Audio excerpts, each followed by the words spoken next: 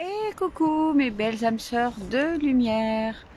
C'est Sonia pour le défi, le grand défi gratuit, live numéro 15 je crois aujourd'hui. J'espère que vous allez bien. Dites-moi en commentaire où est-ce que vous êtes en vacances ou où est-ce que vous habitez en France ou partout dans le monde. Ça me permettra de mieux vous connaître et puis surtout de voir un petit peu d'où vous êtes. Aujourd'hui, ce live sur les bords de Loire. Voilà, je démarre ma 4e semaine de vacances. Voilà, un bel endroit, très calme, très zen, que je connaissais pas du tout. Voilà, bord de Loire, on est à Tours. Voilà, sur le chemin du retour. Aujourd'hui, j'aimerais vous parler, on va dire, des 3 premières lois, mais il y en a plein. Les lois qu'on pourrait appeler les lois du karma, les lois de l'Assomption, les lois universelles de la manifestation, parce que j'utilise de plus en plus, on va dire, les stratégies invisibles. Aujourd'hui, j'ai à cœur d'aller vraiment en profondeur sur les stratégies, ce que j'appelle les stratégies, mais qui sont simplement les lois universelles, à aller comprendre comment fonctionne l'univers, comment fonctionne la vie, qui je suis vraiment et comment je peux revenir à ma conscience supérieure, comment ma conscience supérieure va me permettre de créer ma destinée, de créer la vie que je veux, l'activité, le business que je veux, comment, voilà, c'est tout ça dont j'ai envie de vous parler. En tout cas, c'est ce que j'utilise le plus aujourd'hui, on va dire ces stratégies-là, plutôt que les stratégies purement marketing, purement 3D, bien qu'elles soient indispensables. Dans l'absolu, les stratégies 3D, c'est savoir faire des lives, c'est savoir faire des tunnels de vente, c'est avoir un site internet, c'est pouvoir proposer ses produits, c'est pouvoir créer des posts, etc. Donc c'est hyper important, évidemment, que si on ne fait rien, il ne se passera pas grand-chose. Mais dans les stratégies invisibles, on va dire que c'est tellement plus... D'abord, c'est tellement plus fun, c'est tellement plus facile. Voilà, on parlera, pas aujourd'hui, mais on parlera d'une des lois qui est la loi du moindre effort. Et c'est une loi on va dire que j'expérimente de plus en plus, parce que je trouve que on a tellement utilisé le travailler dur pour réussir. Faut se battre pour y arriver. Je pense qu'aujourd'hui, il est temps de passer véritablement à autre chose. Donc, dans ce live numéro 15, aujourd'hui, je voulais vous partager les 3 premières lois, on va dire, de l'Assomption ou la loi du karma. Donc, cette première loi, qui est on va dire, la plus grande loi, c'est, je vous lis ma petite note, mais je la connais, mais voilà, vous récoltez ce que vous semez. Ça veut dire quoi? Ça veut dire que je voudrais vous parler de 2 choses. C'est-à-dire que on récolte ce qu'on sème, c'est-à-dire en pensée, parole et action. C'est-à-dire que chaque chose qu'on pense, qu'on dit et qu'on va faire passer à l'action, c'est-à-dire faire des choses, c'est faire, quand on parle de passage à l'action, c'est à la fois faire et ne pas faire. Ne pas faire, c'est aussi un passage à l'action. C'est aussi une décision qu'on met en non-mouvement, mais ça fait partie des actions. Donc, avoir conscience que la grande loi nous dit que chaque chose va avoir une conséquence. Et ce que je voudrais apporter comme précision à cette grande loi, c'est aussi que on va devoir, entre guillemets, tout manger. C'est-à-dire que chaque chose qu'on dit, qu'on pense, qu'on fait, a une énergie, a une vibration et va nous amener une conséquence, on peut appeler ça comme ça, une conséquence, un résultat de ce qui a été émis. puisque chaque chose a une vibration. Donc forcément, c'est un peu comme, vous voyez, je suis au bord du fleuve là, je vais essayer, je jette un petit caillou dans l'eau. Alors ça a eu plusieurs actions, ça fait des réverbérations, ça fait des cercles. Et donc ça c'est une première chose visible. Et en plus, ce que vous n'avez pas forcément vu ici, dans l'invisible, mais moi qui était quand même visible pour moi, c'est qu'il y avait des petits poissons et que ces petits poissons ont fui. Ce qu'il faut savoir, c'est que ces cercles-là vont avoir, c'est comme nos actions, nos paroles, nos pensées, elles émettent une vibration. Donc là, c'est une vibration qu'on peut voir. Mais en fait, ce cercle-là, même lorsqu'il n'est plus visible pour nous à l'œil nu, il existe encore dans la vibration. C'est-à-dire que l'onde continue à se répercuter jusqu'à ce que ça vienne atteindre, on va dire, le bord de la Terre. Donc, avoir conscience de cette grande loi qu'on récolte ce que l'on sème et que tout ce que l'on sème a une conséquence et qu'il va falloir manger cette conséquence, c'est-à-dire que il va y avoir une répercussion dans notre vie, plus ou moins grande, évidemment. Ce qui se passe au point de vue de nos pensées, de nos paroles, etc., c'est que on va être d'accord de dire que c'est pas une fois qu'on va dire une seule chose qu'on pourrait noter comme quelque chose de négatif ou une pensée limitante. C'est pas en la disant une fois que ça va avoir une conséquence énorme, mais ce qui se passe, c'est que comme notre mental, lui, ne le dit pas les choses qu'une seule fois. C'est-à-dire qu'il va nous les répéter, des fois même sans qu'on s'en rende compte, de façon consciente, mais aussi de façon inconsciente. Et c'est là où c'est le piège, c'est que quand c'est de façon inconsciente, des fois on va ruminer quelque chose pendant des heures, parfois pendant des jours, parfois pendant des semaines, sans se rendre compte, sans avoir la conscience qu'on est en train de créer une grosse pensée, une grosse croyance limitante qui va avoir, elle, pour le coup, un impact important dans notre vie, dans notre business. Et plus on a une conscience, on va dire, limitée, on va pas avoir une conscience expansée de ce qu'on est en train de se dire, de penser, ben plus ça va durer longtemps et plus cette chose-là va grossir, plus ça va émettre des énergies, des fréquences dans l'univers et plus on va attirer des choses. Donc quelqu'un qui se répète, pour donner un exemple, quelqu'un qui se répète à longueur de journée, à longueur d'année, qu'il n'a pas de chance par exemple, que lui il va pas pouvoir y arriver, qu'il est pas bon, voilà. Et ben, qu'est-ce qui se passe? C'est que il va se répéter ça, la personne se répète ça pendant des semaines, des mois, des années, et attire toujours, eh bien, des circonstances, des personnes qui lui prouvent, puisque là c'est la loi de la manifestation en action, qui va lui prouver qu'elle a raison de penser ça parce qu'elle n'a pas de chance. Parce qu'elle va attirer à elle, dans sa vibration, elle attire quelque chose, elle va manifester quelque chose qu'elle n'a pas de chance. Et chaque fois qu'elle va avoir une situation, eh bien, ou de malchance, elle va se répéter, eh ben voilà, j'ai vraiment pas de chance, moi j'ai jamais de chance. Elle va le répéter, elle va se le répéter à elle-même, elle va le répéter à son entourage, et en fait elle va continuer à créer encore et encore plus de malchance, jusqu'au moment où elle va prendre conscience que stop.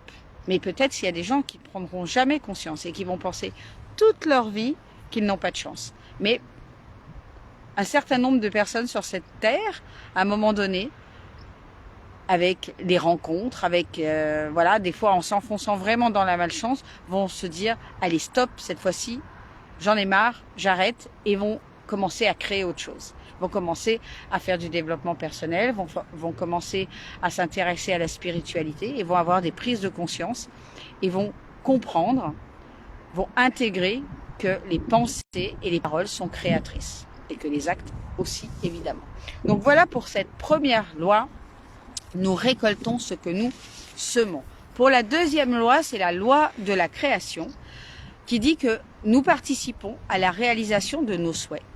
Nous sommes acteurs de notre vie et responsables de notre bonheur. Donc ça va évidemment en corrélation avec la grande loi, mais c'est de prendre conscience de la loi de la création, que nous sommes des créateurs, de par nos pensées, de par nos paroles et de par nos actions, nous sommes créateurs. Comment ça se passe, la loi de la création? Ça se passe la plupart du temps, enfin dire dans la grande majorité, dans l'inconscient, et ça se passe au niveau des croyances. Tout part des croyances des croyances que l'on a de nous, de l'univers, des croyances qu'on a concernant la vie. Et ces croyances-là vont créer en nous de manière inconsciente et consciente aussi, vont créer à l'intérieur de nous des pensées. Ces pensées vont générer des émotions. Alors les pensées peuvent aussi générer des paroles, hein, ok. On peut penser à l'intérieur, mais on peut aussi matérialiser, en fait, on va dire par la parole, nos pensées.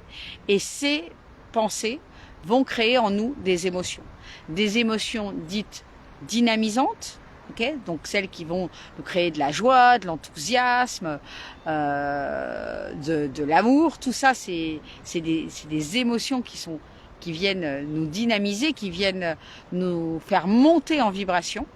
Et puis on va avoir des émotions qui vont être plutôt challengeantes, qui sont en réalité des signaux d'alarme pour nous dire « Eh oh, tu n'es plus dans la joie, tu n'es plus dans le bonheur, tu n'es plus dans la zénitude ». Donc bien prendre ces émotions négatives comme des signaux d'alarme, les voir comme vraiment, voilà, c'est un signal, comme si on appuyait sur une sonnette qui dit « Ding dong, tu ne ressens plus de la joie, tu ne ressens plus de la paix, tu ne ressens plus de l'amour, reviens dans ton centre ». Ces émotions vont créer en nous des actions, vont nous permettre de passer à l'action ou pas, prendre des décisions ou pas, d'accord? Et ces actions vont nous faire obtenir des résultats qui vont être positifs ou négatifs, et ces résultats vont venir renforcer nos croyances. Et là, on fait une boucle comme une spirale, en fait, et c'est comme ça qu'on peut voir une spirale dite positive, la spirale de la réussite, où des croyances positives concernant le monde, concernant soi-même. Je vais essayer je suis un peu sombre avec peut-être la luminosité. Nos croyances positives vont nous faire avoir des pensées positives, ressentir des émotions positives, donc passer à l'action de façon positive, de nous faire peut-être plus d'actions, vont nous permettre de prendre des actions plus inspirées, puisqu'elles sont inspirées par des choses positives, et donc vont nous permettre d'obtenir des résultats positifs, et ces résultats positifs vont venir renforcer nos croyances positives concernant la vie, de nous dire waouh, la vie est belle, la vie est chouette, je suis créatrice, etc. Et à l'inverse, la spirale entre guillemets de l'échec, même si je n'aime pas ce mot-là, on va parler ça comme ça. Eh bien, nos croyances limitantes, par exemple concernant la vie, concernant l'argent, vont nous amener à avoir des pensées limitantes, des pensées parfois négatives. Okay, ces pensées négatives vont créer en nous des émotions négatives, challengeantes. Ces émotions challengeantes vont limiter notre rayon d'action, notre mise en action, vont limiter également nos prises de décision et vont nous amener à prendre des décisions beaucoup moins inspirées, puisque lorsqu'on est dans des pensées négatives, des pensées challengeantes, on va plus ressentir comme émotion de la peur, et la peur souvent nous fait prendre pas forcément les bonnes décisions. Et ces décisions-là vont nous amener des résultats qui ne seront pas à la hauteur de ce qu'on désire, et du coup ça va continuer d'expanser, d'asseoir nos croyances limitantes comme c'est pas possible, c'est difficile, etc. Je vous donne un exemple. Si on pense que créer son business, c'est difficile, que ça va demander beaucoup de travail, qu'est-ce qui va se passer? Si on a la croyance que créer une entreprise, gagner sa vie avec une entreprise, c'est difficile, que si on a la croyance que le marketing, les réseaux sociaux, c'est difficile. Qu'est-ce qui se passe? À ce moment-là, on va avoir des pensées. Ça c'est une croyance. On croit que c'est difficile. Okay, et donc, du coup, à chaque fois qu'on va penser à notre business, on va avoir des pensées où, ah mon Dieu, il faut encore que j'apprenne ça. Oh là là, mais le marketing, c'est difficile. Oh là là, la vente, c'est difficile. La vente, c'est pas fait pour moi. J'y arriverai jamais. Je peux pas vendre à ce prix-là. Toutes ces pensées-là vont nous faire ressentir quoi? De la peur, des doutes, parfois de la tristesse, parfois, voilà, vont nous faire sentir moins bons que les autres. Et donc, qu'est-ce qui se passe quand on ressent ça? On a le cœur, on a des émotions qui sont plutôt challengeantes, qui vont créer en nous des émotions plutôt de tristesse ou de la comparaison, enfin, vont nous faire ressentir des émotions qui seront plutôt d'un niveau énergétique bas. Ça va nous faire baisser en vibration. Et au niveau du passage à l'action, chaque fois qu'on se répète que c'est dur, que ça va pas être facile, que nous on n'est pas fait pour ça, que les autres y arrivent mais pas nous, qu'on va pas y arriver, etc. Qu'est-ce qui se passe? On a beaucoup moins envie de passer à l'action. Si on se dit qu'on va pas réussir à faire un live, si on se dit que et mon Dieu, et s'il y a personne à mon live, ça va être plus compliqué pour moi. Si on commence à regarder son image dans le téléphone et qu'on se trouve pas joli, etc., on n'a plus envie de le faire. Et c'est en ça que notre passage de l'action à l'action va être freiné. Et du coup, si on est freiné dans notre passage à l'action, si on fait moins de choses pour parler de notre business, si on fait moins de posts, si on se montre moins, qu'est-ce qui va se passer? Il va se passer qu'on ne va pas avoir les ventes, les résultats qu'on voudrait avoir. Et du coup, qu'est-ce qui se passe quand c'est comme ça? On va avoir des résultats qui vont être forcément toujours petits ou voire inexistants. C'est ce qui s'est passé pour moi pendant 4 ans où je me formais, mais je me répétais sans cesse que c'était difficile, qu'il fallait que j'apprenne tellement de choses, que les marketeurs que je voyais étaient tellement bons, je me sentais tellement pas à la hauteur. Et donc, du coup, je faisais très peu de choses. Ou alors, je faisais beaucoup de choses, mais des choses qui me ramenaient, qui n'étaient pas stratégiques. C'est-à-dire, je prenais beaucoup de notes, mais au final, j'étais occupée, mais je faisais rien pour lancer véritablement mon business. Et donc, j'ai eu 0 résultat pendant 4 ans. Et qu'est-ce que ça a fait? C'est venu encore plus asseoir ma peur de pas y arriver, d'être obligée de reprendre un job, d'être moins bonne que les autres, etc., etc. Donc, c'était cette spirale de l'échec. Donc, la loi de la création, c'est prendre conscience que on est le créateur dans les deux sens, dans le sens positif comme dans le sens négatif, et de voir qu'est-ce que j'ai à prendre conscience, qu'est-ce que j'ai à changer pour changer cette spirale, passer de la spirale de l'échec à la spirale de la réussite. Et la 3e loi, c'est la loi de l'humilité. C'est accepter quelque chose pour pouvoir le changer. Ça, c'est hyper important. Cette loi de l'humilité, elle porte d'autres noms, je l'ai perdu là, mais j'en reparlerai probablement. C'est vraiment prendre conscience que tout ce qui est, d'abord, on l'a créé avec la loi de la création. Ensuite, ce n'est absolument pas, on va dire, on n'est pas en train de payer un karma. Ok, ça n'existe pas, ça. On n'est pas là pour payer des fautes. On est juste là, on manifeste des choses avec nos pensées et nos paroles, nos actes. Eh bien, on a créé des choses et que c'est juste la manifestation de ces choses-là. Donc, il faut accepter ce qui est pour pouvoir le changer. À partir du moment où on lâche prise sur une situation contractante, elle disparaît. Ce sur quoi on garde le focus s'accentue, s'expanse. Ça, c'est vraiment important de comprendre ça. C'est que chaque fois qu'on regarde, qu'on a une difficulté, qu'on a un problème, qu'on a une situation qui ne nous convient pas, plus on va regarder notre problème, plus on va générer des pensées, des paroles et des actions qui vont être contractantes. Si je décide d'accepter ce qui est, parce que je sais que dans cette situation contractante se cache l'opportunité de transmuter ça, de libérer ça et de venir créer quelque chose de beaucoup plus grand. Que si ça arrive et que je lâche prise, je vais créer beaucoup plus grand. Enfin, en tout cas, moi, on s'en rend compte, je pense que vous en êtes déjà rendu compte, quand il nous arrive quelque chose, par exemple un chagrin d'amour. Ah, les chagrins d'amour. On peut être extrêmement malheureux, extrêmement triste, extrêmement contracté lorsqu'on vit un chagrin d'amour. Et quelques années plus tard, on rencontre quelqu'un d'autre. Si on a bien lâché prise, si on a bien fait notre travail de libération, on rencontre quelqu'un d'encore plus merveilleux. Et on vit des choses au moins autant ou des fois encore plus merveilleuses. Oh, coucou Pascaline, coucou ma chérie. Et c'est ça la loi de l'humilité, c'est de se rendre compte que cette chose-là, je l'ai créée et que je la laisse aller parce que c'est dans ce lâcher prise là que je peux apprendre, que je peux transformer, moi j'appelle même ça transmuter l'expérience en une expérience encore plus grande. C'est-à-dire j'ai appris ma leçon, je libère mon émotion et je ressens cette émotion de gratitude de dire que tout est parfait et à ce moment-là le cadeau apparaît. Les contractions, les situations difficiles, moi j'appelle ça des cadeaux mal emballés. Okay, c'est certes, voilà, c'est un cadeau où il n'y a pas le papier doré avec les petits nœuds, ça n'a pas été parfumé comme dans les grandes boutiques chics.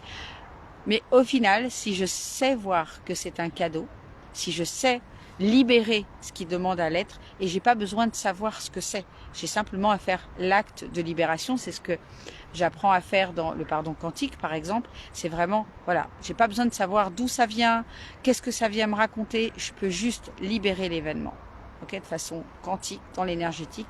Je libère l'événement. Et à partir du moment où j'accepte et que je libère l'événement, eh bien là, je change complètement la vibration et je suis en train de transformer cette expérience-là en une plus grande expérience. Et ça, c'est quelque chose à faire. Moi, je le fais quasiment tous les jours. C'est-à-dire que tous les jours, on a des petites contractions, on a des petites contrariétés. Tous les jours, on a un petit truc qui peut aller de travers. Tous les jours. Ça, c'est juste la vie. On l'a attiré parce qu'on a des choses à libérer. Et à partir du moment où on les libère, ces choses-là se transforment en vraies grande opportunité. C'est juste énorme. Donc voilà aujourd'hui pour ces 3 premières lois. Je vous en reparlerai peut-être, je continuerai peut-être demain ou je partirai sur un autre sujet, peu importe. Aujourd'hui, c'est vraiment la compréhension des lois universelles qui change véritablement ma vie. Qui la change depuis des mois, des années déjà, enfin au moins 2 ans, facile 2 ans. Et c'est vraiment là où je porte mon attention aujourd'hui. Donc j'ai à cœur de vous partager ça dans le grand défi. Dites-moi si ça vous plaît, que je vous en partage d'autres. Et comme ça, je vous en partagerai un maximum ces prochains jours. Je vous embrasse tout fort. Je vous laisse avec la petite vue sur la Loire, sur les bords de Loire. Voilà, c'est juste paisible. Zen. Voilà, je vous embrasse tout fort. Coucou Pascaline, je t'embrasse ma chérie. Et je vous dis à demain dans le prochain live du grand défi.